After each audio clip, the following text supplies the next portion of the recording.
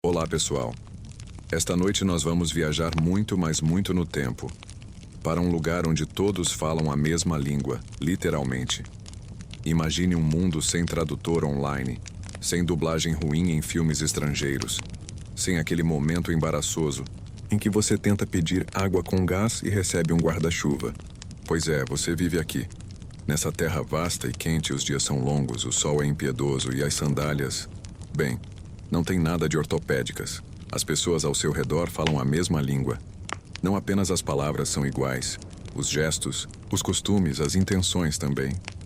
Há um tipo de sincronia assustadora, como uma dança ensaiada que nunca sai de compasso.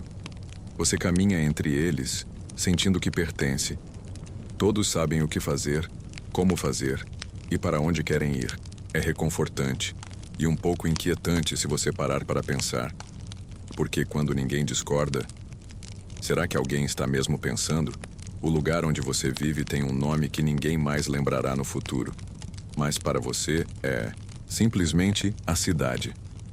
Ela se espalha como um cobertor gasto no meio de uma planície interminável. Não tem muros altos ainda, mas as casas já brotam rápido, como cogumelos em pão velho. Todo mundo parece estar construindo algo. Casas, celeiros, ideias. Você escuta conversas animadas nos mercados de barro batido. Alguém menciona uma ideia ousada. E se a gente construísse uma torre? Mas não uma torre qualquer, uma que chegasse aos céus. Você quase derruba sua cabaça de mingau de trigo. A ideia é absurda, ou genial, ou as duas coisas. Para que tocar o céu? Alguém pergunta. A resposta é sempre a mesma. Para não sermos esquecidos. Esse é o mundo em que você respira. Um mundo onde ninguém ainda sabe o que é idioma estrangeiro. Onde palavras voam como pássaros bem treinados, pousando exatamente onde deveriam. Um lugar onde os conflitos são raros. Afinal, como você brigaria com alguém que termina suas frases antes de você? Mas nem tudo são tâmaras maduras e leite de cabra fresco. Com a facilidade de comunicação, vem outra coisa. Orgulho. Aquele sentimento sorrateiro que faz as pessoas olharem para o alto, depois para si mesmas e dizerem: acho que posso fazer melhor que isso aí. E você começa a perceber isso no tom das conversas. No jeito como os chefes de obra falam em glória e nome eterno. Como se a torre fosse um perfil de rede social divino. Curtidas infinitas, seguidores celestiais. Você ri com essa ideia, mas depois pensa, será que é tão diferente? Historiadores discutem se essa unidade linguística foi literal ou apenas uma metáfora para culturas mais homogêneas. Mas você sabe como é. Porque vive isso. Você não precisa pensar antes de falar, porque todos já entendem antes de você abrir a boca. E estranhamente isso cansa. Como se a previsibilidade fosse um peso invisível no pescoço. Um fato curioso sobre essa época. Acredita-se que as pessoas usavam o sol como calendário. Mas também, segundo registros incertos, usavam tatuagens com símbolos lunares para marcar o tempo de trabalho. Ou seja, sua avó provavelmente ficaria bem desapontada com seus colegas de tatuagem ancestral. À noite, deitado sobre um tapete de palha desconfortável, você observa as estrelas. Não tem Netflix, nem mesmo rádio. Então o céu é seu entretenimento, premium. E cada estrela parece rir de vocês, pequeninos humanos, tentando alcançá-las com barro e esforço. Uma risada silenciosa, mas perceptível. Ou talvez isso seja só o som do seu estômago vazio. Você conversa com um amigo próximo. Ele fala da torre com olhos brilhantes, como quem viu o futuro. Vamos alcançar os deuses, diz ele. Você pergunta, e se eles não quiserem ser alcançados? Ele ri, dá um tapinha nas suas costas e fala, então que aprendam a conviver conosco. A primeira piada da noite vem fácil. Você pensa em vender protetor solar para os trabalhadores da torre. Com essa ideia, ficaria rico. O único problema? Protetor solar ainda não existe. Mas curiosidade bizarra do dia. Em algumas regiões do Egito Antigo, usava-se esterco de crocodilo como proteção contra o sol. Isso mesmo, crocodilo, no rosto. Você provavelmente não sobreviveria a isso. No dia seguinte, o boato da torre já virou plano. As reuniões são intensas. Os homens com barbas trançadas discutem, fazem desenhos na areia, depois apagam, depois desenham de novo. Você participa, escutando e anotando em tabuletas de argila. Seu trabalho? Oficialmente, assistente de planejamento. Na prática, faz café. Ou melhor, uma infusão horrível de raízes torradas que chamam de café, mas tem gosto de chão molhado. Você olha em volta e percebe. O mundo como você conhece está mudando. Rápido. Não há tempo para hesitação. A torre vai acontecer. E você está no meio disso tudo, com seu corpo quente pelo sol e sua mente fervendo de perguntas que ainda não sabe fazer. Então, antes de se acomodar, tire um momento para curtir o vídeo e se inscrever. Mas somente se você realmente gostar do que eu faço aqui. Comente aí de onde você está assistindo e que horas são agora. Agora diminua as luzes, talvez ligue um ventilador para criar aquele zumbido suave de fundo e vamos começar a jornada desta noite juntos.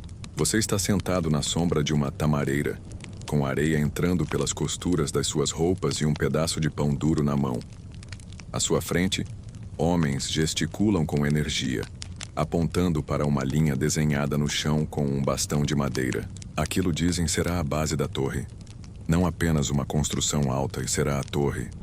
A maior que o mundo já viu, a mais gloriosa, a mais ridiculamente ambiciosa, se você parar para pensar 2 minutos.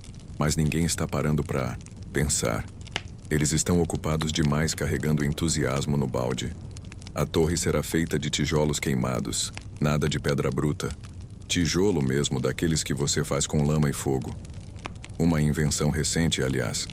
Muito mais leve, moldável e prática. Betume será a argamassa. Aquele mesmo material meio grudento e fedido, derivado de petróleo, natural que brota do solo em alguns lugares. Cheiro de futuro e de coisa pegando fogo fácil. Você assiste à primeira leva de produção. A mistura de barro é feita com cuidado, com adição de palha triturada para dar liga.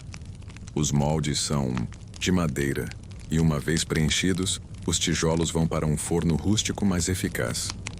Um grupo inteiro de trabalhadores se dedica só a isso. Você tenta ajudar, mas logo percebe que sua função talvez seja mais de observador curioso do que de pedreiro eficiente.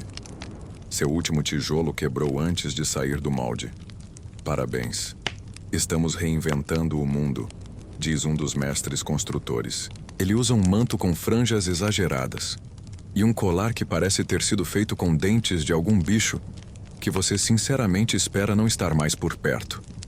Ele gesticula para os tijolos empilhados com a emoção de alguém mostrando o último modelo de smartphone. Pedras são boas para as montanhas, nós fazemos coisa melhor. É uma fala que ficaria ótima numa reunião de marketing. E sim, você a escuta com um sorriso meio cético. Porque embora esses tijolos sejam eficientes, você também vê o quanto racham sob o calor extremo. E esse betume... Bom, você já pisou nele descalço uma vez. Nunca mais conseguiu tirar o cheiro do tornozelo por uma semana. Historiadores discutem se a transição de pedra para tijolo foi motivada pela escassez de material ou se era apenas vaidade. Olhem o que conseguimos construir com as próprias mãos. Uma espécie de gabarito ancestral. Mas você, na sua sabedoria de espectador sonolento, acha que foi um pouco dos dois. Fato interessante? Esses tijolos marcam o início do que muitos arqueólogos consideram a revolução construtiva urbana. Cidades inteiras foram erguidas com eles. E sim, a técnica sobreviveu por milênios. Claro, nenhuma delas tentou fazer uma torre que atravessasse as nuvens, como seus vizinhos estão planejando agora. Enquanto o trabalho avança, você repara nas mudanças sutis.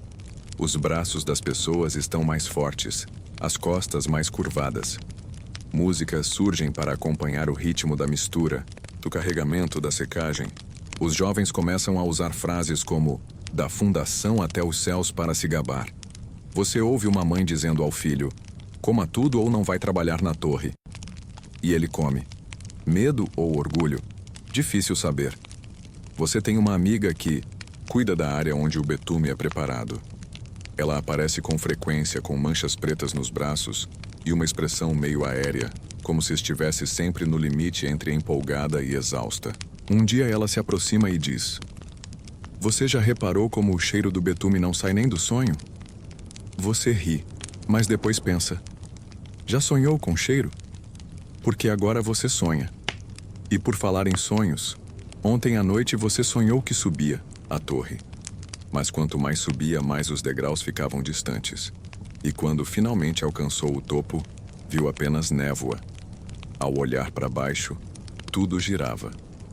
Você acordou com areia no olho e um gosto estranho de ferro na boca. Ainda não sabe o que isso significa, mas prefere não contar para ninguém. No canteiro de obras improvisado, as primeiras camadas da torre começam a ganhar forma. É apenas uma base circular de tijolos, mas já parece impressionante. As pessoas se reúnem para ver. Algumas deixam oferendas nas bordas, frutas, moedas de cobre e até um boneco de pano, como se a torre já tivesse alma. Ou fosse um deus novo. Você acha isso um pouco demais, mas também deixa uma pedrinha lá, por via das dúvidas. E então, claro, vem a segunda piada da noite. Alguém tropeça num monte de betume e cai de cara, no chão. O barulho foi algo entre um squish e um bluff. Ele levanta parecendo um pão queimado e diz: isso é parte do uniforme agora. Você ri. Todos riem. E o trabalho continua. Curiosidade esquisita? Alguns trabalhadores acreditam que o betume protege contra espíritos do deserto. Um deles até esfrega nos pulsos antes de dormir. Você tentou uma vez. A coceira só passou 2 dias depois. Jamais repita esse erro. Com o tempo, a rotina vira música. Mistura, seca, empilha, carrega. A torre começa a subir. Lentamente, mas visivelmente. Você a vê da sua casa. Uma silhueta ousada contra o céu cor de mel. E não importa onde você esteja na cidade, ela parece sempre olhar para você, como um dedo apontado para o alto. E talvez um alerta. A terceira piada? Você comenta com alguém que se tudo der errado, pelo menos vai dar uma boa história para contar para os netos. Que netos? Ele responde. A gente vai viver para sempre na torre. A ideia de criar um condomínio vertical eterno deixa vocês rindo por minutos. Você não sabe ainda, mas essa torre vai virar um símbolo de muita coisa.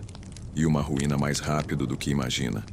Por enquanto você está só vivendo, observando, sentindo o cheiro de barro quente e escutando a cidade pulsar ao redor.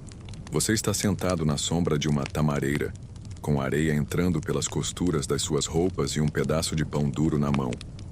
À sua frente, homens gesticulam com energia, apontando para uma linha desenhada no chão com um bastão de madeira. Aquilo, dizem, será a base da torre. Não apenas uma construção alta, e será a torre. A maior que o mundo já viu, a mais gloriosa, a mais ridiculamente ambiciosa, se você parar para pensar 2 minutos. Mas ninguém está parando para pensar. Eles estão ocupados demais carregando entusiasmo no balde. A torre será feita de tijolos queimados, nada de pedra bruta. Tijolo mesmo, daqueles que você faz com lama e fogo. Uma invenção recente, aliás. Muito mais leve, moldável e prática. Betume será a argamassa. Aquele mesmo material meio grudento e fedido, derivado de petróleo, natural que brota do solo em alguns lugares. Cheiro de futuro e de coisa pegando fogo fácil. Você assiste à primeira leva de produção. A mistura de barro é feita com cuidado, com adição de palha triturada para dar liga. Os moldes são de madeira, e uma vez preenchidos, os tijolos vão para um forno rústico mas eficaz. Um grupo inteiro de trabalhadores se dedica só a isso. Você tenta ajudar, mas logo percebe que sua função talvez seja mais de observador curioso do que de pedreiro eficiente. Seu último tijolo quebrou antes de sair do molde. Parabéns. Estamos reinventando o mundo, diz um dos mestres construtores. Ele usa um manto com franjas exageradas. E um colar que parece ter sido feito com dentes de algum bicho que você sinceramente espera não estar mais por perto. Ele gesticula para os tijolos empilhados com a emoção de alguém mostrando o último modelo de smartphone. Pedras são boas para as montanhas, nós fazemos coisa melhor. É uma fala que ficaria ótima numa reunião de marketing. E sim, você a escuta com um sorriso meio cético.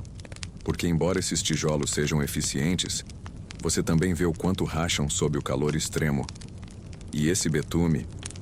Bom, você já pisou nele descalço uma vez. Nunca mais conseguiu tirar o cheiro do tornozelo por uma semana. Historiadores discutem se a transição de pedra para tijolo foi motivada pela escassez de material ou se era apenas vaidade. Olhem o que conseguimos construir com as próprias mãos. Uma espécie de gabarito ancestral. Mas você, na sua sabedoria de espectador sonolento, acha que foi um pouco dos dois.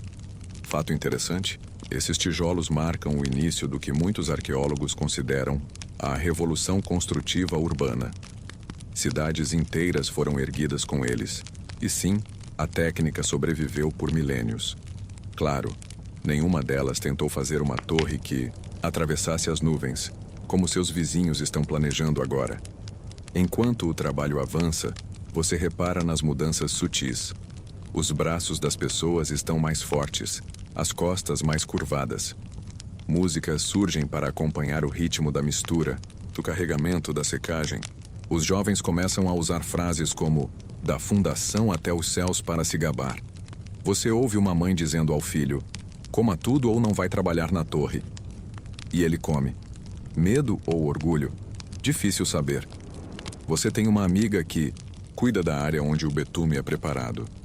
Ela aparece com frequência com manchas pretas nos braços e uma expressão meio aérea, como se estivesse sempre no limite entre empolgada e exausta. Um dia ela se aproxima e diz: "Você já reparou como o cheiro do betume não sai nem do sonho?" Você ri, mas depois pensa: já sonhou com cheiro? Porque agora você sonha. E por falar em sonhos, ontem à noite você sonhou que subia a torre. Mas quanto mais subia, mais os degraus ficavam distantes. E quando finalmente alcançou o topo, viu apenas névoa. Ao olhar para baixo, tudo girava. Você acordou com areia no olho e um gosto estranho de ferro na boca. Ainda não sabe o que isso significa, mas prefere não contar para ninguém. No canteiro de obras improvisado, as primeiras camadas da torre começam a ganhar forma. É apenas uma base circular de tijolos, mas já parece impressionante. As pessoas se reúnem para ver. Algumas deixam oferendas nas bordas, frutas, moedas de cobre e até um boneco de pano, como se a torre já tivesse alma. Ou fosse um deus novo. Você acha isso um pouco demais, mas também deixa uma pedrinha lá, por via das dúvidas. E então, claro, vem a segunda piada da noite. Alguém tropeça num monte de betume e cai de cara, no chão. O barulho foi algo entre um squish e um bluff. Ele levanta parecendo um pão queimado e diz: "Isso é parte do uniforme agora." Você ri. Todos riem. E o trabalho continua. Curiosidade esquisita? Alguns trabalhadores acreditam que o betume protege contra espíritos do deserto. Um deles até esfrega nos pulsos antes de dormir. Você tentou uma vez. A coceira só passou 2 dias depois. Jamais repita esse erro. Com o tempo, a rotina vira música. Mistura, seca, empilha, carrega. A torre começa a subir. Lentamente, mas visivelmente. Você a vê da sua casa. Uma silhueta ousada contra o céu cor de mel. E não importa onde você esteja na cidade, ela parece sempre olhar para você, como um dedo apontado para o alto. E talvez um alerta. A terceira piada? Você comenta com alguém que se tudo der errado, pelo menos vai dar uma boa história para contar para os netos. Que netos? Ele responde. A gente vai viver para sempre na torre. A ideia de criar um condomínio vertical eterno deixa vocês rindo por minutos. Você não sabe ainda, mas essa torre vai virar um símbolo de muita coisa. E uma ruína mais rápido do que imagina. Por enquanto você está só vivendo, observando, sentindo o cheiro de barro quente e escutando a cidade pulsar ao redor. O calor daquela manhã parece ter sido fabricado sob medida por algum deus entediado com um maçarico gigante. Você acorda suando antes mesmo de abrir os olhos. Seu cobertor de linho está grudado na pele como se tivesse sido selado por cera. Quente. Lá fora, o som dos sinos de pedra, um tipo de aviso improvisado usado no canteiro, já ecoa entre as tendas. Hora de começar mais um dia ao lado da torre. Você se levanta, coloca as sandálias e dá uma rápida olhada no espelho de bronze polido que serve como sua janela para o desastre. Cabelo em pé, rosto brilhando, expressão de quem inventou. Essa ideia de subir ao céu mesmo? Uma pitada de sarcasmo com uma dose de realidade. Você está exausto. Hoje, seu trabalho é no transporte de tijolos. A escada em caracol que contorna o lado leste da torre parece mais longa a cada dia. Os Cosendor, degraus feitos de barro e palha, afundam com o peso dos carregadores. Você se junta ao fluxo como uma formiga em uma espiral sem fim, equilibrando uma cesta sobre os ombros. Ela range, e você pensa brevemente se cair de 20 metros seria pior que continuar subindo. Lá em cima, o cheiro muda. É um aroma de argila, aquecida e suor humano, com um toque sutil de quem largou o peixe seco ao sol. Mas o que realmente chama a atenção é a movimentação. Há debates entre os líderes do projeto. Um deles, um homem de túnica azul e sandálias reluzentes, provavelmente importadas, gesticula de forma dramática. Estão discutindo se devem construir um terceiro núcleo interno ou reforçar as bordas externas. Historiadores discutem se essas decisões eram centralizadas ou divididas entre diferentes grupos. Você não faz ideia. Só quer descer e beber água. No almoço sentam-se todos à sombra da torre. Sim, ela já faz sombra suficiente para cobrir várias tendas. Você compartilha tâmaras com um velho que diz ter vindo das planícies do norte, só para ver se era verdade mesmo que estavam construindo uma escada para o céu. Ele ri e diz: "E se a gente chegar lá e não tiver ninguém em casa?" Enquanto mastiga, você ouve algo estranho. Música. Não a música dos cânticos de trabalho, mas algo diferente e suave, com instrumentos de corda e flautas. É uma trupe de viajantes, vindos de terras distantes, tocando em troca de moedas e histórias. Um deles canta em uma língua que você nunca ouviu antes. As palavras parecem dançar no ar como fumaça de incenso. Você não entende, mas sente. Sente que algo está mudando. Um dos músicos comenta entre risos que a torre é como um buraco no céu. A gente está tentando tapar a fresta por onde o divino escapa, diz ele, mordendo um pedaço de pão. Você finge que entendeu, mas a frase fica na sua mente como poeira entre os dedos. Impossível de segurar, impossível de ignorar. Ao final do dia, você ajuda a empurrar uma carroça cheia de barro. O animal que deveria puxá-la deita no chão e se recusa a colaborar. "Tá vendo?" diz um dos rapazes. Até ele acha que já passamos do limite. A piada rende boas risadas, principalmente porque ninguém sabe o que fazer a seguir. No fim, vocês empurram mesmo assim. O barro escorre pelas laterais e você se pergunta se no futuro alguém vai escavar esses blocos e tentar entender o que vocês estavam pensando. Curiosidade do dia. Alguns acreditam que a torre estava sendo construída onde antes havia um antigo altar. Um lugar sagrado, talvez. Ou profano. A verdade é que ninguém sabe ao certo. A arqueologia moderna encontrou vestígios de múltiplas camadas de ocupação, como se cada geração tivesse decidido empilhar sua própria tentativa de chegar ao alto. É quase cômico. Uma fila de projetos fracassados com a torre como cereja no topo. Você encontra um amigo antigo no final do turno. Ele trabalha agora no setor de desenhos. Sim, a torre tem um setor inteiro dedicado a registrar a construção. Como se já soubessem que aquilo tudo seria lembrado. Ele te mostra um pergaminho com a planta do quarto andar. Parece uma colmeia. Você pergunta onde será o elevador e ele responde: "Elevador é o nome de um jumento novo que compraram." À noite, você caminha pela beira do rio. A lua se reflete na água escura. Ao longe, a torre brilha com tochas, parecendo uma vela enorme em uma festa de aniversário divina. O ar está mais fresco aqui e você respira fundo. Por um momento, tudo parece calmo. Mas então você se lembra da música estranha, dos visitantes, das línguas diferentes, e daquele velho que perguntou: e se não tiver ninguém em casa? Você se deita na grama e olha o céu. Nenhuma estrela está ao alcance. Ainda, a torre cresce, mas algo dentro de você começa a se perguntar: até onde isso vai? O sol ainda nem cogitou nascer quando você é despertado por um som diferente. Não é o sino de pedra, nem o bramido dos bois. É algo mais caótico. Gritos. Confusão. Você se senta, ainda meio sonolento, e percebe que várias pessoas estão reunidas em frente ao refeitório. A essa altura você já sabe que quando uma multidão se forma cedo demais, não é por bons motivos. Você se aproxima, espreitando entre as silhuetas. 2 trabalhadores estão discutindo, ou pelo menos tentando. Um fala algo que parece com sua língua, mas com as palavras todas fora de ordem. O outro responde de forma ainda mais estranha, como se estivesse gargarejando pedras. Ninguém entende ninguém. E o mais esquisito, eles juram que falam do mesmo jeito de sempre. Deve ser alguma brincadeira, alguém sugere. Ou uma intoxicação alimentar bem criativa, comenta outro.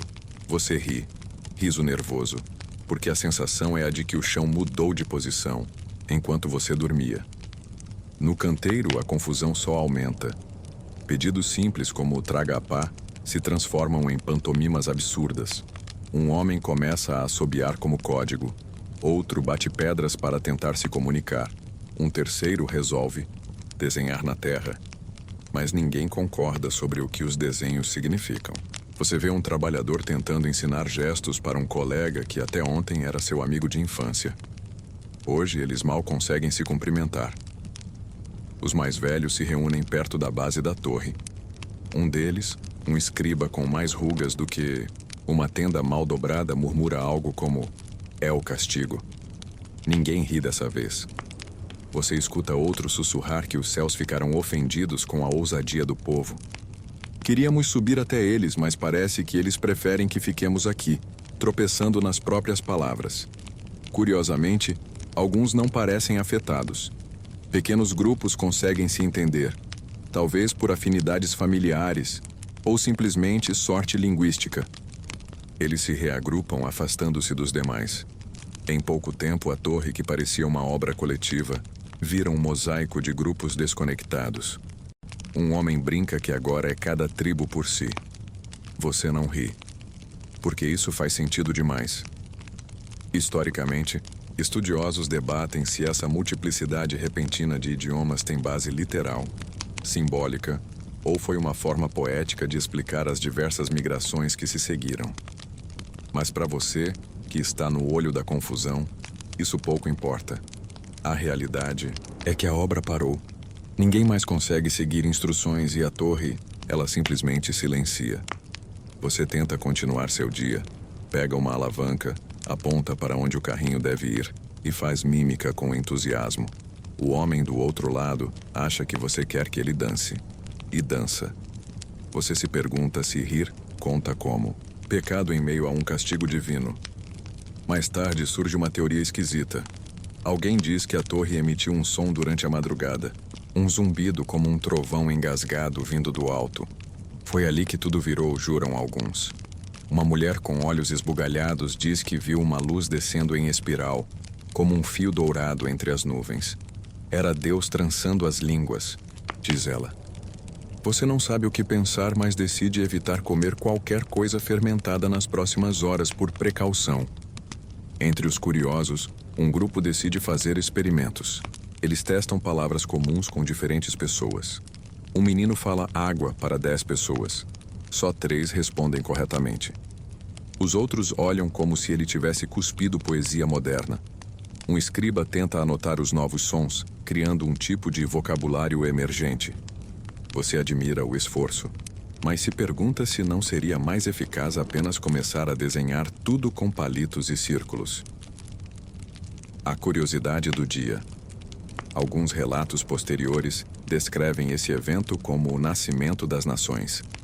Dizem que foi dali que os povos se dispersaram, levando suas línguas, culturas e tradições. Há até quem diga que a diversidade foi o verdadeiro presente, não o castigo. Mas você ainda não consegue ver isso como algo positivo, especialmente quando nem pedir pão é possível sem uma performance de mímica digna de Oscar.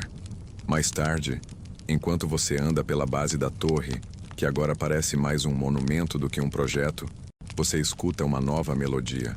Não são flautas nem cantos conhecidos. É um canto ritmado em uma língua que nunca ouviu, mas que tem uma beleza melancólica. O grupo canta enquanto recolhe suas ferramentas, como se despedissem da torre. Um deles olha para você e acena, com tristeza. Eles vão partir. Você passa pelo seu antigo supervisor. Ele tenta falar com você, mas a frase sai torta. Parece uma mistura de gírias antigas com sons de gargalhada abafada. Você apenas assente e dá um tapinha no ombro dele. Nada mais pode ser feito. À noite, você observa a torre de longe. O brilho das tochas é menor agora. O céu está limpo, com estrelas pontilhando o escuro como pequenos olhos espiando lá de cima. A torre está ali, mas o povo, aquele povo unido, já não está. Algo se quebrou, talvez para sempre. Você se deita, a cabeça cheia de sons desconexos e perguntas sem resposta. Tudo o que vocês queriam era subir, tocar o céu. Mas agora mal conseguem conversar. E em silêncio, você se pergunta: será que o céu ouviu? A manhã seguinte começa como um suspiro longo demais. Você abre os olhos esperando ouvir o barulho das rodas de madeira, dos gritos ritmados dos carregadores e dos tambores chamando para mais um dia de trabalho. Mas o que encontra é um silêncio, pesado como se alguém tivesse colocado uma almofada gigante sobre a cidade inteira. Nada se move. Ninguém canta. A torre, ainda gigantesca e imponente, parece agora um velho gigante que adormeceu no meio de uma história inacabada. Você anda pelas vielas notando como tudo parece suspenso. As construções temporárias estão sendo desmontadas. E barracas de madeira jazem no chão como esqueletos de uma festa que acabou cedo demais. Os grupos que ainda se entendem entre si estão empacotando seus pertences. Um grupo carrega ferramentas amarradas com cipós. Outro enrola tapetes bordados com símbolos que você nem tenta decifrar. A maioria dos rostos que você vê agora está séria, focada. Há uma pressa discreta, como se todos sentissem que ficar mais tempo ali fosse errado. Como se o lugar estivesse amaldiçoado. Ou pior, vazio de sentido. Ninguém anuncia nada. Ninguém decreta o fim. Mas você sabe, a torre não será concluída. A cidade vai se dissolver como tinta na chuva. Enquanto caminha, você passa por um mural que ajudou a pintar meses atrás. Ele mostra figuras humanas, subindo em direção a um céu cheio de estrelas, segurando tochas e instrumentos. A ideia era representar a união do povo em busca da grandeza. Agora, alguém pintou uma rachadura no meio do mural, separando os personagens. Sutil, mas suficiente para doer. Você encontra um dos arquitetos principais, aquele que sempre usava túnica vermelha. Ele está sentado em um canto, olhando para os próprios desenhos. Páginas e páginas de cálculos, esboços de rampas, escadas, janelas. Ele murmura palavras que você não entende mais, mas a maneira como ele amassa os papéis lentamente e os joga no fogo diz tudo. Fato histórico conhecido. Estudiosos hoje localizam a Torre de Babel em regiões entre a Mesopotâmia e a Babilônia, onde estruturas como o zigurate de Etemenanque podem ter servido de inspiração para o mito. Alguns relatos dizem que a torre teria centenas de metros de altura, algo impossível com a engenharia da época. Mas quando você viveu isso, parecia perfeitamente possível. Na verdade, parecia necessário. Você passa pela praça central e vê uma cena curiosa. Um grupo de crianças tenta inventar um novo idioma. Elas riem, gesticulam, imitam sons de animais e criam combinações esquisitas de palavras e assobios. Uma delas aponta para uma árvore e grita: "Zig!" Todas repetem em coro. Um homem passa e balança a cabeça com desalento, mas você sorri. Talvez a esperança sempre comece por quem ainda não aprendeu a se preocupar demais. Debate acadêmico do dia. Alguns estudiosos discutem se a torre foi mesmo uma construção literal ou se o texto bíblico representa uma metáfora sobre a arrogância humana e a fragmentação social. Talvez os antigos apenas quisessem explicar por que as pessoas falavam línguas diferentes. Ou talvez o castigo divino tenha sido mais sobre orgulho do que sobre altura. Mas no fundo, você sente que o motivo não importa tanto quanto o impacto. Nada mais será como antes. Durante a tarde, alguns líderes tentam restabelecer algum tipo de ordem. Propõem dividir as ferramentas, redistribuir os grãos, até organizar partidas em grupos. Mas como fazer acordos se ninguém mais se entende completamente? Você vê uma reunião onde todos acenam em consenso, até descobrirem, no fim, que cada um concordou com uma coisa diferente. É quase engraçado. Quase. Você passa por sua antiga moradia. A lona está rasgada, os suportes moles de tanto vento. Pega seus poucos pertences, uma tigela de argila, um manto desbotado e aquele amuleto em forma de estrela que um velho te deu no segundo mês. Para lembrar que o céu não é lugar de homens, ele dissera. Na época você achou poético. Agora, parece quase profético. Curiosidade marginal de hoje. Havia um homem que afirmava ter criado uma linguagem perfeita, onde cada objeto teria uma palavra exata, universal. Ele passou anos desenvolvendo isso. Agora, ironicamente, ele também não consegue se comunicar com ninguém. Você o vê tentando ensinar sua língua imaginária a um grupo de viajantes que o ignora solenemente. A ironia, dizem, é a língua mais universal que existe. Ao cair da noite, há fogueiras espalhadas por toda parte, não para celebrar, mas para se aquecer, iluminar, talvez confortar. Você se junta a um pequeno grupo. Ninguém fala muito. Compartilham raízes, frutas secas, um pouco de água. Você observa os rostos iluminados pelas chamas, diferentes, únicos, e agora separados por algo invisível, mas poderoso. Em certo momento, um homem começa a cantar. A melodia é triste, mas suave. E mesmo que você não entenda a letra, algo nela te comove. A música, pelo menos, ainda atravessa barreiras. Talvez ela seja o idioma que sobrou. Você fecha os olhos e pensa na torre. Ainda está ali, sólida, mas agora inútil. Como um livro que ninguém mais sabe ler. Você pensa nos planos, nos dias, de sol e poeira, no orgulho de participar de algo grande. E agora, tudo o que resta é a sensação de que algo escapou entre os dedos, como areia fina. Quando se deita, o céu está limpo, e a torre, ainda visível contra o brilho das estrelas, parece menor. Ou talvez seja você que se sente maior, mais consciente, mais cauteloso. Porque agora você sabe, nem toda construção deve ser terminada, e nem toda ambição merece tradução. Acordar nesse novo mundo é como abrir os olhos em um sonho onde nada tem legenda. O céu ainda é o mesmo, azul, imenso, preguiçoso. Mas as vozes ao seu redor perderam a nitidez. Não há mais aquele burburinho familiar, aquele eco reconfortante do idioma compartilhado. Agora tudo parece ensopado. As palavras se tornaram lama, escorregadias, e você precisa decifrá-las apenas pelos gestos, olhares e tons de voz. Você passa por antigos companheiros de construção e percebe o quanto o silêncio tomou conta. Alguns te olham com um meio sorriso, outros com desconfiança. Ninguém mais sabe ao certo quem é do grupo. Antes você se sentia parte de uma engrenagem gigante. Agora é como se cada parafuso tivesse sido jogado para longe, em direções opostas. A cidade, ou o que restou dela, está se esvaziando. Os primeiros grupos já partiram ao amanhecer, seguindo na direção que o instinto mandava. Não houve despedidas. Não dava tempo nem de se despedir com um simples adeus, porque, bom, ninguém sabia como dizer isso mais. Você mesmo começa a pensar em partir. Não por raiva nem por medo. É mais como um chamado mudo que vem de dentro do peito. Você se lembra de quando chegou ali pela primeira vez, meses atrás. Tinha um saquinho de tâmaras, 2 pães de cevada e um sonho. Fazer parte da história. Agora o que você carrega são lembranças desbotadas e um coração meio cético. Meio desperto, talvez. É estranho como a esperança também muda de idioma.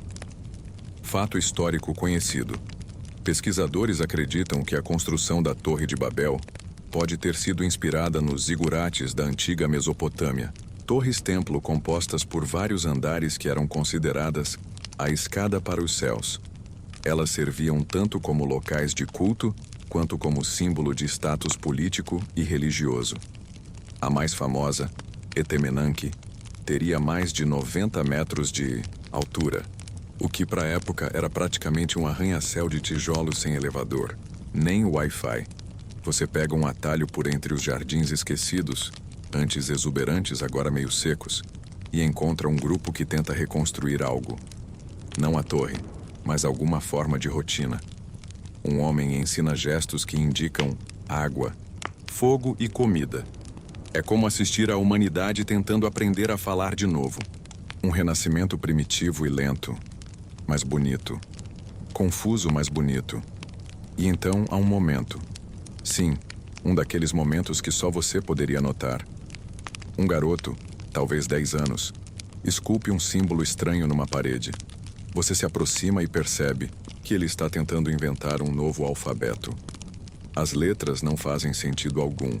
Parecem uma mistura de galhos, rabiscos e patas de galinha, mas tem lógica ali. Intenção. Talvez daqui a séculos alguém encontre essas marcas e ache que foram sagradas. Curiosidade marginal. Arqueólogos já encontraram inscrições sumérias sobre construções interrompidas por ordens divinas ou por confusão de comando. Uma delas menciona a voz que ninguém entendeu mais, registrada numa tábua que hoje está incompleta. O trecho mais legível diz apenas: os tijolos caíram em silêncio. Poético, né? Mas também um ótimo resumo da sua semana. Você se junta a um pequeno grupo que está organizando uma caravana. Ninguém sabe para onde vai, mas alguém tem um mapa rudimentar e outro jura que viu estrelas se alinhando para o sul. Convence? Não, mas você prefere seguir junto a tentar sobreviver sozinho em um mundo onde nem os gritos fazem sentido. Vocês passam parte da tarde trocando objetos. Um tecido por um odre de água, um colar por 3 tâmaras secas, um gesto de paz por um abraço silencioso. Debate acadêmico. Estudiosos discutem se a narrativa da Torre de Babel é uma crítica, a centralização de poder ou apenas uma explicação mítica para o surgimento das línguas. Alguns apontam que o texto mostra um Deus que valoriza a diversidade e impede que a humanidade se perca em sua própria arrogância. Outros veem ali um lembrete de que o céu não é o lugar certo para provar superioridade. Você, pessoalmente, acha que talvez fosse só uma forma elegante de dizer: calma, vocês estão indo rápido demais. Ao pôr do sol, a torre se transforma. O dourado do céu bate nos tijolos e a estrutura parece uma vela prestes a apagar. Há algo triste em ver aquela grandeza sendo devorada pelo tempo e pelo esquecimento. Você se aproxima e toca os blocos ainda mornos do calor do dia. A textura é áspera, rústica, uma cicatriz no chão da história. Você decide dormir ali, naquela última noite aos pés da torre. Seus pés doem, o estômago ronca e o coração lateja um pouco com tudo que viveu e com tudo que vai deixar para trás. Mas antes de fechar os olhos, você olha para as estrelas. E pela primeira vez, elas parecem não tão distantes, não porque a torre as alcançou, mas porque agora você está aprendendo a escutar o céu com outros sentidos. Você se ajeita com o manto fino que restou, deita sobre a terra morna e respira fundo. Ao seu redor, sons suaves de outras pessoas, se preparando para partir. Um farfalhar de tecido, passos sobre cascalhos, o leve assovio de alguém tentando cantar. Tudo parece novo, estranho, mas também promissor. Você fecha os olhos com uma certeza que nem as palavras podem descrever. Algo se partiu, sim, mas algo também começou. O dia seguinte amanhece com uma luz mais suave do que o normal. O sol parece hesitante, como se não tivesse certeza se deveria mesmo iluminar um lugar tão desajustado quanto esse. Você acorda com um leve torpor nos ombros, resultado da noite, mal dormida e da emoção acumulada. A torre ainda está ali, claro, mas perdeu completamente sua imponência. Agora, é só uma estrutura inacabada e silenciosa, como aquele armário que você começa a montar sem ler o manual e desiste no meio do caminho. Seu grupo está quase pronto para partir. Não houve um acordo verbal, porque, adivinha, ninguém mais fala a mesma língua.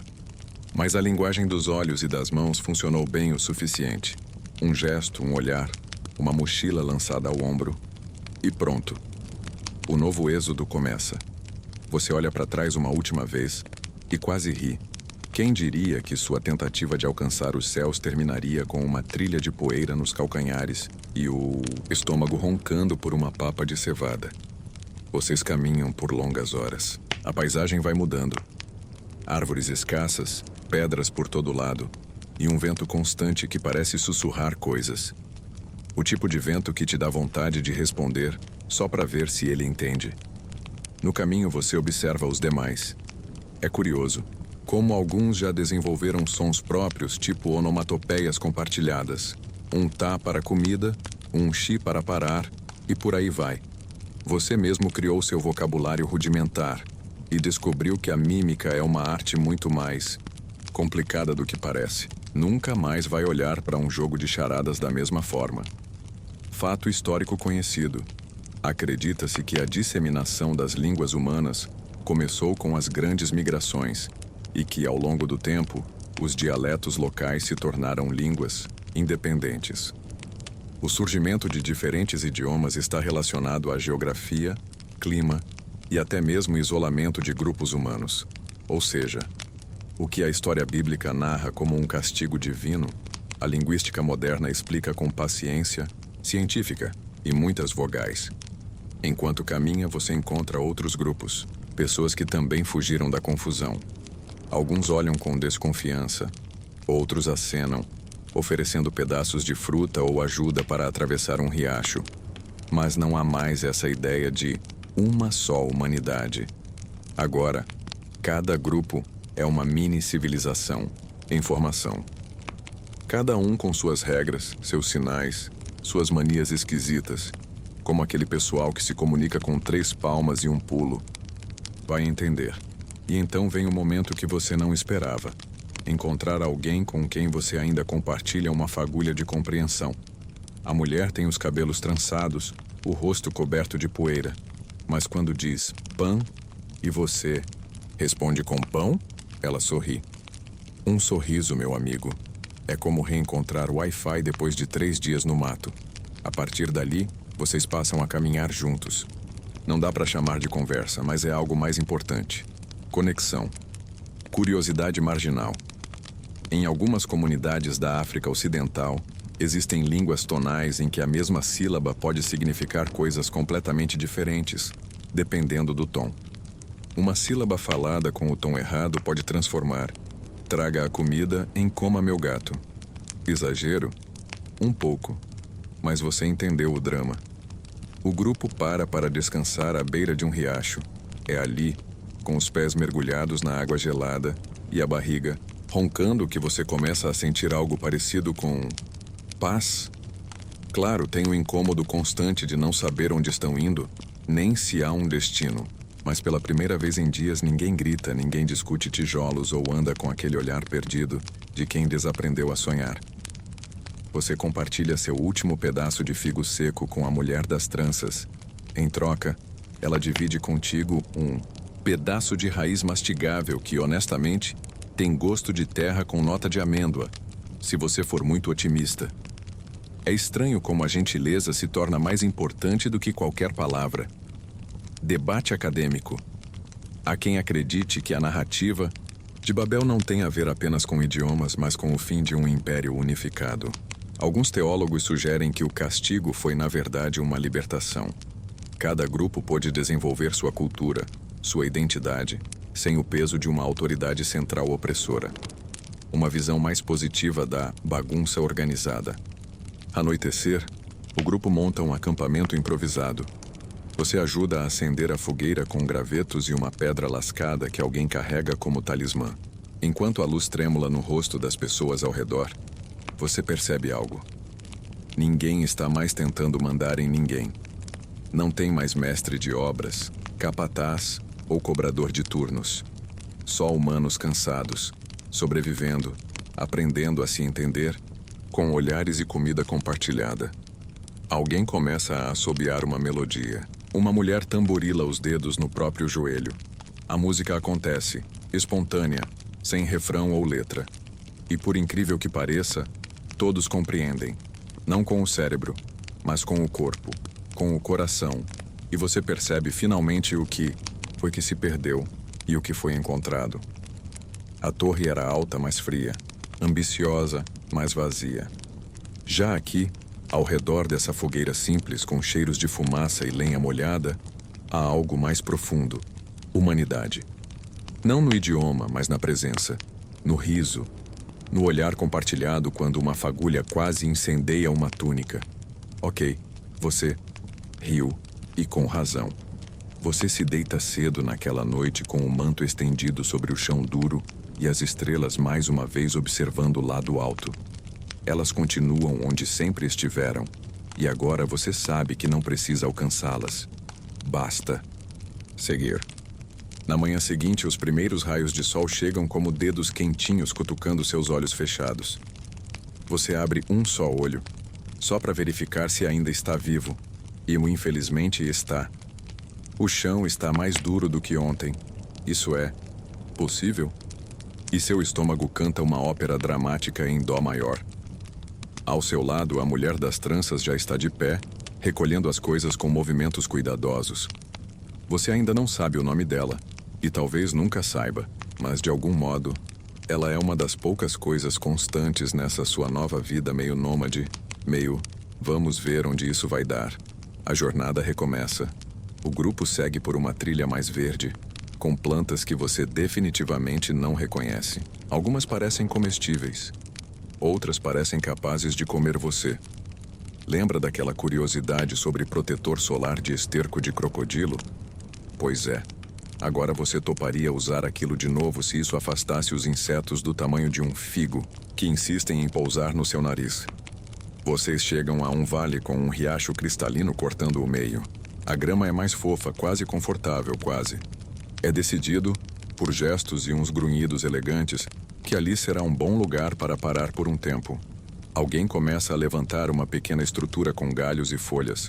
Outro já organiza os mantimentos, o que inclui 2 raízes desconhecidas e um ovo de ave tão grande que deve ter vindo de um pterodátilo em crise de identidade.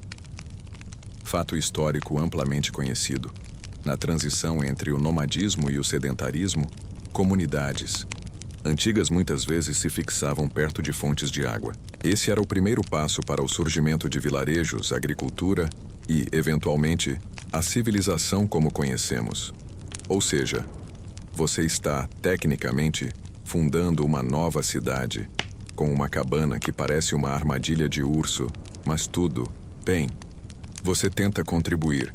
Vai buscar lenha como se soubesse exatamente o que está fazendo. Em poucos minutos está coberto de arranhões, 3 teias de aranha e uma dúvida profunda sobre por que a madeira parece sempre mais pesada quando está molhada. Ainda assim, ao entregar o punhado de gravetos meio torcidos e úmidos, a mulher das tranças sorri. E isso é suficiente para te dar a sensação, errada, claro, de que você foi útil. O tempo passa devagar. Sem os turnos da torre, sem os apitos do capataz, sem as listas de tarefas intermináveis, os dias têm um novo ritmo. Você aprende que nem tudo precisa ser corrido, que nem todo objetivo precisa ser uma torre rumo ao céu. Às vezes, um bom dia é só aquele em que ninguém se machuca. A comida é levemente mastigável, e você não sonha com tijolos esmagando sua cabeça. Curiosidade excêntrica. Algumas antigas tribos mesopotâmicas acreditavam que certos sons tinham poder espiritual, e por isso evitavam falar durante o nascer do sol, acreditando que aquele era o momento em que os deuses ouviam com mais clareza. O silêncio da manhã era, portanto, sagrado. Você não chega a esse nível de respeito, mas vamos ser honestos. Até você ficou meio místico depois de 3 dias comendo raízes e se comunicando com mímica. Uma noite, reunidos em volta da fogueira, você tenta ensinar um jogo simples, com pedrinhas, tipo um jogo da velha versão do milênio negativo, e acaba virando o instrutor oficial de diversões. Ninguém entende as regras, mas todo mundo ri quando você se confunde e derruba tudo no chão. E no fim, talvez seja isso o mais importante: o riso. Não aquele riso debochado da torre quando um erro custava uma punição, mas o riso leve que diz, tudo bem errar. Que diz, a gente tá junto nessa. Debate acadêmico. Alguns estudiosos sugerem que a narrativa da Torre de Babel não representa apenas a origem das línguas, mas uma crítica à centralização do poder e da cultura. Segundo essa linha de pensamento, a diversidade de línguas seria, na verdade, um presente divino, um mecanismo de descentralização que impediu o surgimento de uma tirania global. Então, ironicamente, a confusão salvou a humanidade de si mesma. Você observa o grupo ao redor da fogueira. Crianças dormindo no colo dos pais, jovens desenhando formas no chão com gravetos, velhos cochilando com as mãos cruzadas sobre o peito. E ali, sem palavras, você sente o que nenhuma torre poderia ensinar: pertencimento. Pela primeira vez em muito tempo, você não está tentando provar nada para ninguém. Não precisa subir mais alto. Basta estar presente. Na manhã seguinte, você acorda antes dos outros. Caminha até a beira do riacho. A água é gelada, mas limpa. Você lava o rosto, respira fundo e assiste ao sol nascer. E então, quase sem perceber, você sussurra algo. Não um idioma antigo, nem uma oração. Apenas um som qualquer, inventado, na hora. Mas dentro daquele som você coloca tudo: gratidão, saudade, esperança, cansaço. E de alguma forma, você sente que o céu entendeu. Na manhã seguinte, os primeiros raios de sol chegam como dedos quentinhos cutucando seus olhos fechados. Você abre um só olho, só para verificar se ainda está vivo. E infelizmente está. O chão está mais duro do que ontem. Isso é possível? E seu estômago canta uma ópera dramática em dó maior. Ao seu lado, a mulher das tranças já está de pé, recolhendo as coisas com movimentos cuidadosos. Você ainda não sabe o nome dela, e talvez nunca saiba, mas de algum modo, ela é uma das poucas coisas constantes nessa sua nova vida meio nômade, meio vamos ver onde isso vai dar. A jornada recomeça. O grupo segue por uma trilha mais verde, com plantas que você definitivamente não reconhece. Algumas parecem comestíveis. Outras parecem capazes de comer você. Lembra daquela curiosidade sobre protetor solar de esterco de crocodilo? Pois é. Agora você toparia usar aquilo de novo se isso afastasse os insetos do tamanho de um figo, que insistem em pousar no seu nariz. Vocês chegam a um vale com um riacho cristalino cortando o meio. A grama é mais fofa, quase confortável, quase. É decidido, por gestos e uns grunhidos elegantes, que ali será um bom lugar para parar por um tempo. Alguém começa a levantar uma pequena estrutura com galhos e folhas. Outro já organiza os mantimentos, o que inclui 2 raízes desconhecidas e um ovo de ave tão grande que deve ter vindo de um pterodátilo em crise de identidade. Fato histórico amplamente conhecido.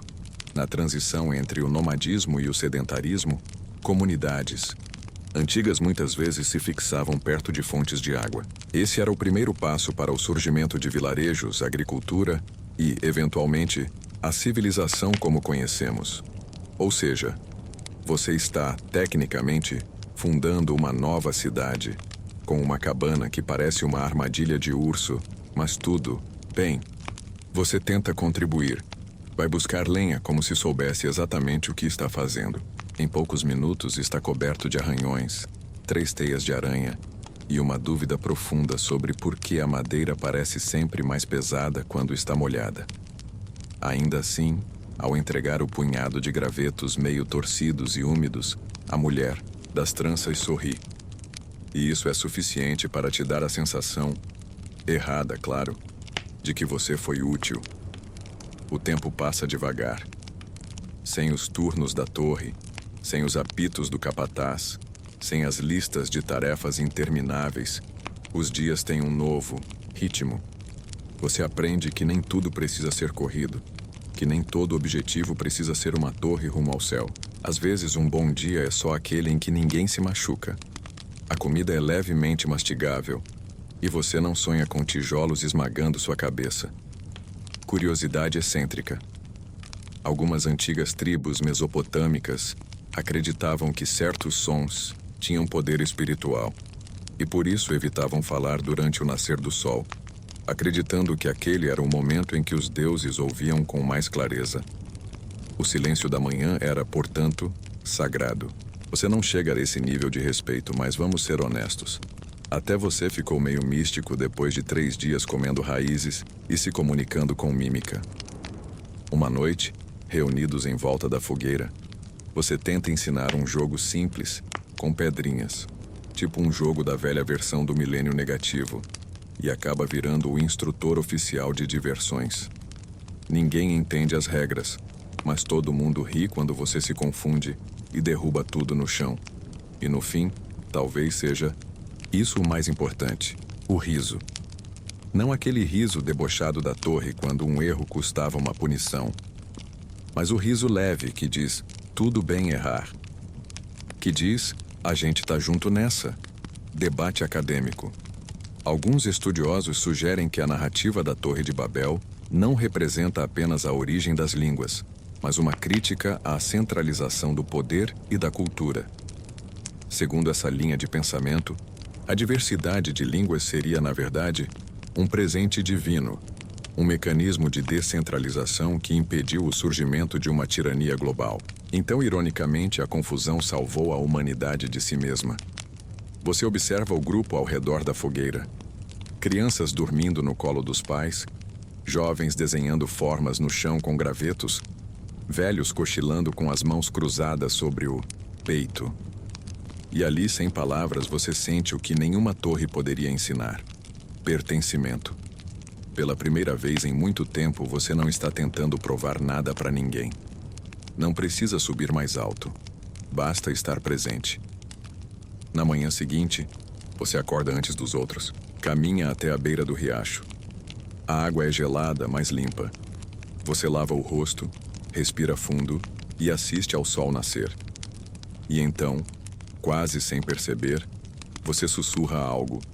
Não um idioma antigo, nem uma oração. Apenas um som qualquer, inventado, na hora. Mas dentro daquele som você coloca tudo: gratidão, saudade, esperança, cansaço. E de alguma forma, você sente que o céu entendeu. Na manhã seguinte, você desperta com o barulho de vozes sussurradas e passos leves ao redor da fogueira.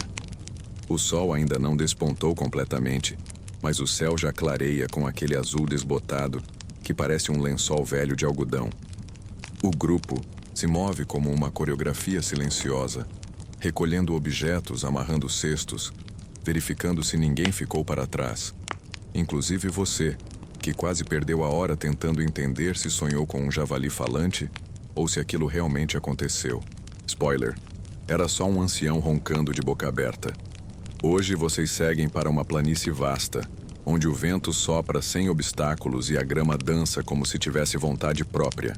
A sensação de andar nesse campo é parecida com caminhar dentro de um tapete mágico, só que com menos magia e mais insetos inconvenientes tentando invadir sua orelha. Os dois grupos agora caminham juntos, não mais como estranhos, mas como aliados. E aos poucos, pequenos gestos viram pontes. Uma mulher do outro grupo oferece a você uma fruta seca, que tem gosto de figo com areia. Você compartilha seu cantil de água, ainda levemente com gosto, do chá de raízes de 2 dias atrás. Uma receita que pode ou não ter causado alucinações em 3 pessoas. Mas ninguém reclama. Pelo contrário, é como se aquela água fosse sagrada. Fato histórico amplamente conhecido. Após a queda da Torre de Babel, as comunidades formadas pelos descendentes de Noé passaram a se dispersar, dando origem às nações, mencionadas em Gênesis 10, conhecidas como Tabela das Nações. Essas novas tribos migraram para diversas regiões, cada uma adotando sua própria língua e desenvolvendo costumes singulares. Foi o início de uma era de verdadeira diversidade cultural. O caminho leva vocês até uma encosta com pedras que emitem sons metálicos ao serem pisadas. Uma criança, talvez entediada de tanto caminhar, começa a bater duas dessas pedras uma contra a outra, criando um ritmo irregular e animado. Em poucos minutos, meia dúzia de pessoas estão dançando ao som improvisado, e você, claro, é arrastado para o meio da roda. Sua performance pode ser descrita como corajosamente descoordenada, mas rende boas risadas e, surpreendentemente, um novo apelido. Algo como pé de pedra ou bicho que se move estranho, dependendo da entonação. Curiosidade excêntrica. Alguns arqueólogos sugerem que certos ritmos tribais usados em danças antigas tinham também funções práticas, como sincronizar movimentos de plantio ou convocar membros da aldeia para decisões coletivas. Em outras palavras, você pode ter participado de uma assembleia musical sem nem perceber. Durante uma pausa para descanso, você encontra a mulher das tranças sentada à sombra de uma árvore baixa, novamente desenhando símbolos na terra com um galho. Desta vez ela parece testar padrões, repetições, algo próximo de um sistema. Ela sorri ao ver você se aproximar e aponta para dois sinais iguais, seguidos de um diferente. Você balança a cabeça tentando acompanhar. É confuso, mas encantador. Ela então pega uma folha larga e começa a raspar nela com uma pedra. A folha se torna uma pequena tela de escrita. Você percebe que há uma necessidade ali.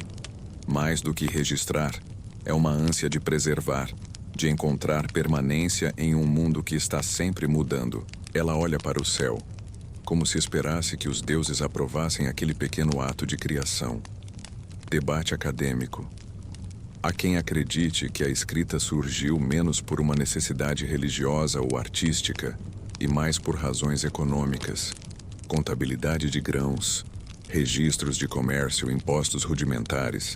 Outros defendem que a linguagem escrita também pode ter emergido de rituais religiosos, como invocações e orações fixas. A verdade, como sempre, provavelmente está no meio, ou perdida em uma folha voada pelo vento da Mesopotâmia. Final do dia. O grupo monta acampamento perto de um rio calmo, de águas escuras e cheias de reflexos.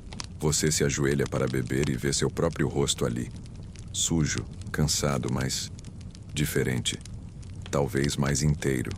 Talvez mais desperto. Enquanto isso, as crianças brincam com folhas que flutuam, fingindo que são barcos de guerra. Uma delas tenta construir uma jangada com cabaças e um pedaço de pano. Claro que afunda, mas a risada que vem depois vale mais que qualquer invenção funcional. À noite, a música novamente. Desta vez, duas melodias diferentes são tocadas ao mesmo tempo. É confuso, meio fora de ritmo, mas estranhamente bonito, como duas línguas tentando conversar sem palavras. Você se deita ouvindo aquele som quebrado e harmônico, como um sussurro de tempos futuros. Antes de adormecer, você pensa na torre que ficou para trás, naquele monumento ao orgulho humano. E percebe que talvez o castigo divino não tenha sido a destruição, mas a revelação. A revelação de que a união sem compreensão é frágil e que a confusão, paradoxalmente, foi o que obrigou as pessoas a olharem umas para as outras e redescobrirem o significado de comunicar-se.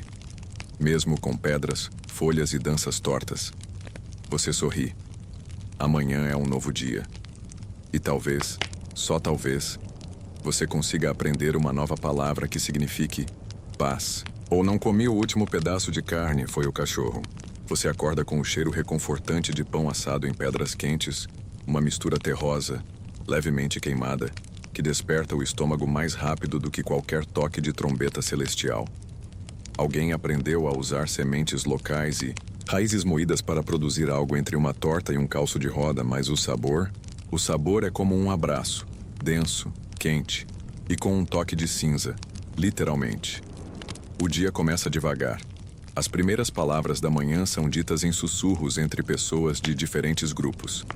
Um apontando para o céu, o outro respondendo, com um som gutural que pode significar nuvem, espírito ou sua túnica está do avesso.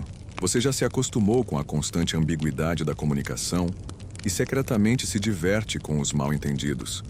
Ontem, um homem tentou elogiar um peixe e acabou pedindo a filha do pescador em casamento. A risada ainda ecoa pelas barracas, improvisadas. Hoje vocês seguem rumo ao sul, contornando montanhas baixas com pedras negras que brilham como carvão molhado. À medida que a caravana se move, você nota algo estranho. Os grupos já não se dividem entre os nossos e os outros. Agora, crianças de diferentes línguas brincam juntas, criando uma forma própria de se entender, misturando sons, gestos e uma quantidade preocupante de cuspe. Fato histórico amplamente conhecido. Mesmo após a confusão das línguas em Babel, o ser humano manteve sua tendência de se agrupar e formar novas comunidades, muitas vezes criando línguas pontes, dialetos e pidgins, que permitiam o comércio e a convivência. Em diversos pontos do mundo antigo, línguas híbridas surgiram para facilitar trocas entre povos distintos. Durante uma pausa à beira de uma colina, você vê algo que parece fora do lugar. Uma pedra alta, lisa, com marcas esculpidas que lembram o símbolo da torre. Um antigo monumento? Um marcador de território? Ou só alguém tentando desenhar um bode e falhando miseravelmente? O debate é aceso entre os anciãos. Você se aproxima, passa os dedos sobre os traços e sente um arrepio estranho, como se parte de Babel ainda observasse, silenciosa, através do tempo. Curiosidade excêntrica. Alguns estudiosos sugerem que, antes mesmo das letras, os símbolos rupestres funcionavam como uma forma primitiva de linguagem universal, contendo códigos visuais compreendidos por povos distintos. Uma espécie de emoji ancestral. Infelizmente, o emoji de cocô ainda não tinha sido inventado. Mais tarde, o grupo chega a uma clareira onde árvores tortas formam arcos naturais, como se a floresta tivesse decidido imitar templos humanos. Ali, uma mulher mais velha começa a contar histórias. Você não entende cada palavra, mas pega o ritmo, o som das frases. Em pouco tempo, todos estão hipnotizados. A voz dela é uma melodia de crepúsculo. E você começa a perceber que talvez, só talvez, a linguagem nunca tenha sido apenas sobre palavras. Enquanto isso, uma discussão suave se forma entre dois homens que falam idiomas diferentes. Um aponta para o céu, o outro para a terra, depois para o coração. E finalmente, ambos riem. Talvez porque entenderam, ou talvez só aceitaram que não iam entender mesmo. Então, era melhor rir. Debate acadêmico. Linguistas modernos discutem se a linguagem surgiu por necessidade prática ou como expressão emocional e ritualística. Alguns teóricos afirmam que o ato de cantar pode ter precedido o de falar, e que nossas primeiras palavras foram, na verdade, melodias carregadas de intenção. Ou seja, talvez as primeiras frases tenham sido canções de ninar. À noite, em frente à fogueira, você improvisa uma canção com sons que ouviu de vários grupos. Um refrão simples, quase infantil. E para sua surpresa, as pessoas começam a repetir. Uma melodia sem tradução, mas cheia de significado. Você olha ao redor e vê olhos fechados, sorrisos suaves, cabeças embaladas pelo som. Algo nasceu ali. Não uma nova torre, mas talvez uma ponte. Os anciãos, observando de longe, trocam olhares cúmplices, como se soubessem que, apesar do castigo, o plano maior sempre foi esse.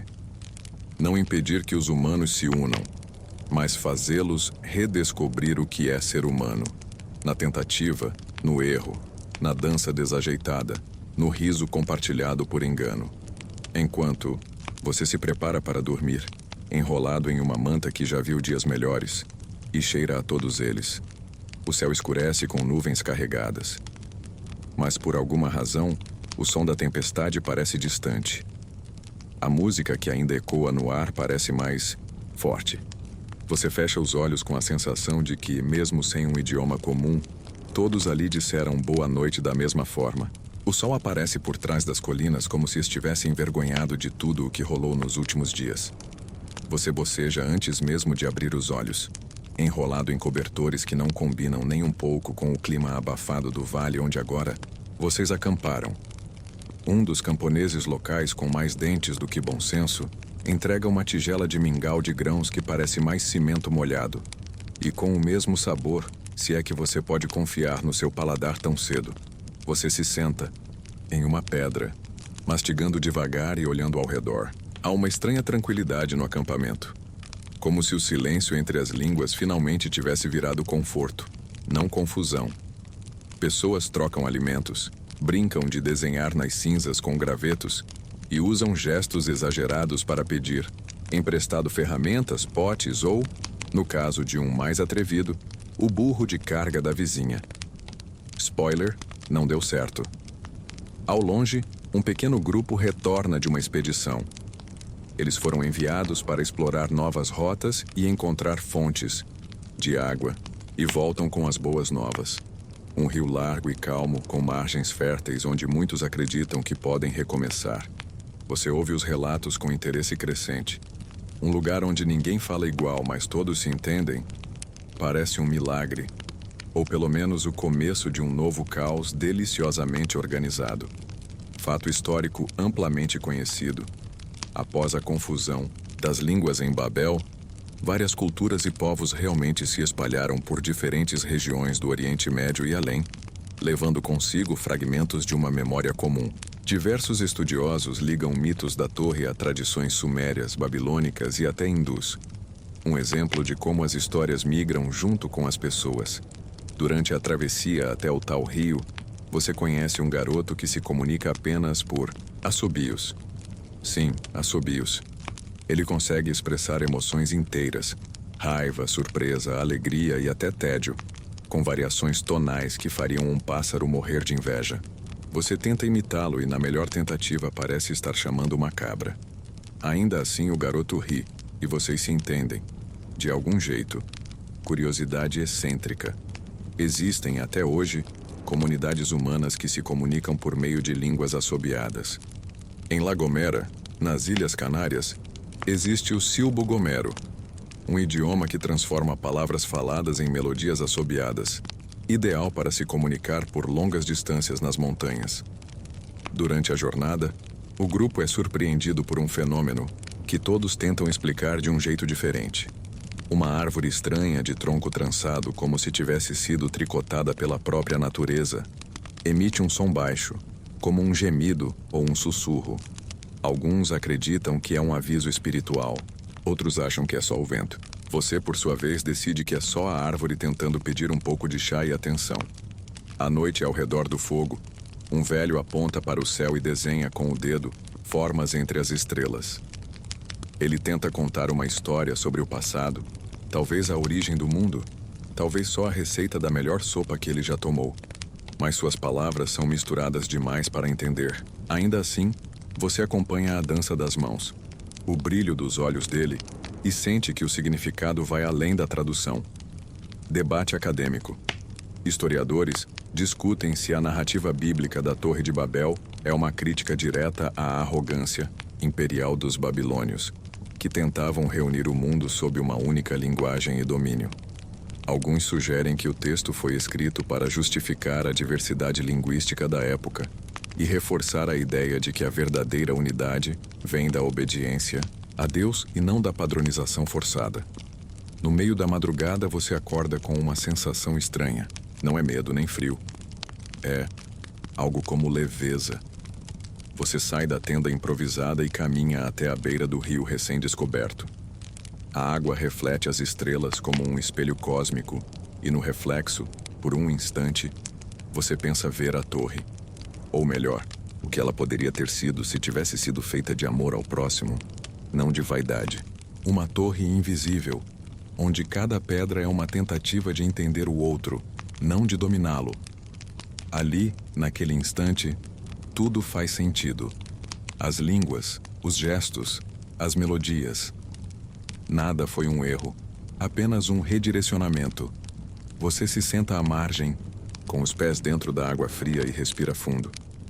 Talvez a torre nunca tenha sido sobre altura, mas sobre profundidade. Não de construção, mas de conexão. Na manhã seguinte, você acorda com uma leve garoa no rosto e o som ritmado da água pingando das folhas grandes ao redor. A primeira coisa que percebe é que o silêncio mudou. Não é mais um silêncio tenso, de quem tem medo de dizer a palavra errada. É um silêncio confortável, como aquele que paira entre amigos que não precisam falar para se entender. Você espreguiça os braços, com o corpo dolorido de tanto dormir sobre raízes e pedras que parecem ter se organizado exatamente para te provocar cãibras. Alguém lhe oferece uma fruta estranha, com casca rugosa e cheiro de mel e fumaça. Uma combinação que você decide chamar de vale o risco. No fim, o gosto não é tão ruim. Tem textura de abóbora e sabor de não sei se gostei, mas comeria de novo. O novo acampamento às margens do rio começa a tomar forma. Não há plantas arquitetônicas, mas há intenção, e isso já é um avanço. Palha, pedra, madeira e barro viram paredes, bancos, fornos. Um grupo inventa uma maneira de assar peixe usando vapor de folhas úmidas. Outro descobre como armazenar água em buracos forrados com areia compactada. Em meio a tantos idiomas, a criatividade se comunica fluentemente. Fato histórico amplamente conhecido. As primeiras civilizações após o período de dispersão passaram a desenvolver tecnologias adaptadas ao ambiente local, criando assentamentos estáveis e colaborativos. A agricultura, a cerâmica e a irrigação tornaram-se comuns em vales férteis como os do Tigre, Eufrates e Nilo, muitos dos quais surgiram após grandes migrações. Você caminha entre as pessoas e percebe algo curioso. Gestos tornaram-se mais elaborados. Um erguer de sobrancelhas agora significa "você quer ajuda com isso?" E um rolar de olhos pode ser traduzido como "sério que você vai tentar levantar esse tronco sozinho?" É uma dança de significados e você está se saindo melhor do que esperava. Talvez a torre não tenha desabado em vão. Talvez ela tenha apenas ensinado outro jeito de alcançar o céu. Curiosidade excêntrica. Em algumas culturas indígenas, como os Pirahã da Amazônia, a linguagem falada é tão adaptada ao cotidiano que pode mudar radicalmente dependendo do tom ou da situação, inclusive podendo ser cantada ou assobiada. Eles não têm palavras para números exatos ou estruturas gramaticais complexas, mas ainda assim comunicam tudo o que precisam de forma eficiente. Um grupo começa a criar sinais para representar coisas mais abstratas. Tempo, saudade, lembrança, fé. Você observa uma mulher desenhando ondas na areia com o dedo, apontando para o céu, depois para o peito. É como se dissesse: o que vai, volta, até a esperança. De repente, uma tempestade rápida e forte obriga todos a correrem para coberturas improvisadas. Os gritos não se entendem, mas os braços que puxam, protegem e entregam cobertores falam alto. Ninguém está sozinho. E isso, no fundo, é o que mais importa. Você se espreme sob uma estrutura de madeira e folhas, onde 3 famílias que, mal se entendem, dividem um pedaço de chão. Uma criança do grupo ao lado pega sua mão e oferece uma pedrinha azul. Você sorri. É o brinquedo mais bonito que viu em semanas. Debate acadêmico. Há uma linha de pensamento entre teólogos e historiadores que acredita que a confusão das línguas na Torre de Babel não foi apenas um castigo, mas uma intervenção pedagógica, uma forma de ensinar a humildade e estimular a diversidade cultural. Ao invés de impedir o progresso, teria sido um redirecionamento para que ele ocorresse com mais humanidade e colaboração. Quando a chuva passa, deixando o chão úmido e o ar com aquele cheirinho delicioso de terra molhada, os fogões são reacendidos e você sente uma sensação estranha. Vontade de ficar, de construir, de continuar tentando se conectar, mesmo quando isso exige paciência, mímica exagerada e, ocasionalmente, o uso criativo de frutas como símbolos. Você se deita, ao lado do fogo, olhando as chamas dançarem contra a noite que se aproxima. O céu agora parece mais próximo, não por causa de uma torre de pedras, mas porque as pessoas estão aprendendo a se ver como pontes umas para as outras. Você fecha os olhos com um suspiro longo, o corpo relaxando, e um pensamento te aquece. Por dentro, talvez a torre tenha caído, mas os corações estão se levantando devagar, como uma nova linguagem sussurrada entre estrelas. Você acorda com os primeiros raios do sol filtrando pelas frestas de uma cabana improvisada. O chão ainda está úmido da chuva da noite anterior, e o cheiro de madeira molhada se mistura ao perfume adocicado de algo sendo assado nas brasas. Talvez raízes, talvez frutas. Difícil dizer, mas seu estômago vota que seja o que for. Está mais do que pronto para experimentar. Você se senta lentamente, observando o acampamento ganhar vida em silêncio. Não é o silêncio tenso de Babel antes da queda, mas um silêncio de paz. Um silêncio de acordos feitos com olhares, sorrisos, gestos pequenos e significativos. Ninguém fala o mesmo idioma, e mesmo assim, tudo funciona. É como se todos finalmente tivessem entendido que a torre nunca foi o problema. O problema foi o orgulho. Hoje é o dia em que parte do grupo vai seguir viagem. Eles ouviram falar de um vale mais ao norte, entre duas montanhas que formam uma passagem estreita. Os boatos dizem que lá o solo é fértil. Há animais em abundância e árvores que cantam quando o vento passa por elas. Parece exagero? Provavelmente. Mas em tempos como este, até exageros ganham valor como esperança. Fato histórico amplamente conhecido. Muitos povos antigos migraram guiados por contos e lendas, às vezes sobre terras férteis, outras vezes sobre lugares prometidos. Essas narrativas alimentavam o espírito e davam direção, mesmo que nem sempre a geografia concordasse com os sonhos. A Bíblia mesma está repleta desses movimentos de fé e busca. Enquanto você ajuda a carregar os pertences do grupo, uma senhora de cabelos longos, presos com uma tira de couro trançado, toca seu ombro. Ela fala algo incompreensível, mas o tom é doce. Em seguida, entrega-lhe um pequeno tecido bordado com formas que lembram estrelas e peixes. É um presente. Você não entende as palavras dela, mas entende o gesto. E isso basta. Curiosidade excêntrica. No Japão antigo, samurais trocavam panos bordados com mensagens cifradas para manter comunicação durante batalhas. Esses tecidos, chamados Inomaru Yosegaki, podiam ser lidos por quem conhecesse. Os padrões, quase como uma linguagem secreta de afeto e honra. O grupo parte ao meio-dia. Você observa enquanto eles desaparecem pela trilha estreita entre colinas, carregando cestos, animais e instrumentos. O restante do acampamento permanece quieto, respeitoso. Um menino mais novo assobia uma melodia suave. Talvez uma canção, de despedida, talvez um código só dele. Você volta ao seu lugar à beira do rio, onde as águas continuam correndo como se nada tivesse acontecido. Elas não ligam para torres ou castigos, elas só seguem. Você imagina quantas línguas essas águas já ouviram, quantas civilizações elas tocaram. E sorri. Você é parte disso agora. Parte do fluxo. Debate acadêmico.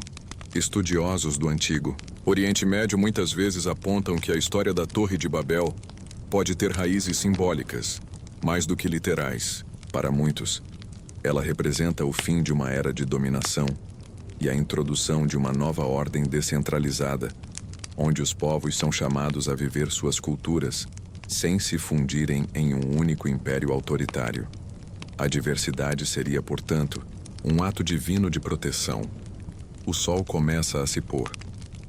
Você senta com um grupo ao redor da fogueira. Um deles desenha formas com carvão em uma pedra plana. Parece uma história. Talvez sobre deuses. Talvez sobre colheitas. Você acompanha atentamente e aos poucos começa a entender. Mesmo sem palavras, há sentido, a conexão, a beleza. Alguém toca uma flauta rudimentar feita de bambu. A melodia é simples, mas comovente, como um sopro de memória, como se, por um instante, todos estivessem cantando a mesma canção, com línguas diferentes, corações parecidos e esperanças que se abraçam no escuro. Você fecha os olhos, sente o calor da fogueira na pele, a brisa leve do rio passando entre seus dedos dos pés descalços. As constelações começam a se revelar no céu escuro como pequenas promessas. A torre ruiu, sim. Mas o que foi construído depois, ainda que, feito de gestos, barro e paciência, talvez dure muito mais. Porque agora você entende. A linguagem mais poderosa do mundo não é a falada. É aquela feita de presença, de mãos estendidas, de olhos atentos, de respeito às diferenças e vontade de entender. Mesmo quando não há tradução, você respira fundo, uma última vez antes de adormecer, e pensa, se um dia for possível reconstruir a torre, que ela seja feita de escuta,